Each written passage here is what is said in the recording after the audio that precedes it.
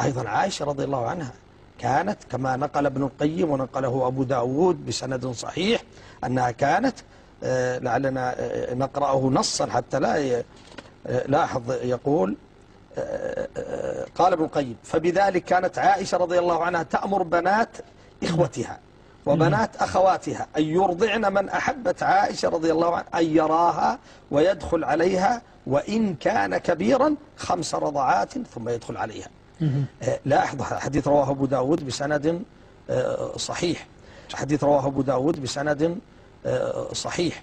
أذكر وأنا صغير انتشر عن عالم جليل، لا أريد ذكر اسمه حتى لا أريد ذكر اسمه، عالم جليل من المعروفين في الرياض، كان قد احتاج إلى شخص عندهم دائما في بيتهم وهو كبير، فأمر امرأته وزوجته أن ترضعه وأرضعته، فأمر امرأته وزوجته أن ترضعه وأرضعته، وأصبح منتشر عند أهل الرياض، يمكن أهل نجد كلهم يعرفون أن الشيخ فلان هذا عند الشيخ وأرضعته، وأصبح ولد لهم من الرضاع وهو كبير. وهذا من سعة فقه رحمه الله. ولم ينكر العلماء في وقته، كانوا العلماء أجلاء في وقته، ما علمنا أن أحدا من علماء في ذلك العصر، كان الشيخ ابن باز ويمكن الشيخ محمد الرحمن موجود، يمكن أنا نسيت هل هو في وقته ولا بعده، لكن كان العلماء كثر، كانوا والشيخ عبد الله بن حميد رحمه الله الجميع، كانوا علماء أجلاء موجودين، ما كان أحد ينكر هذا، كان معروف مستقر.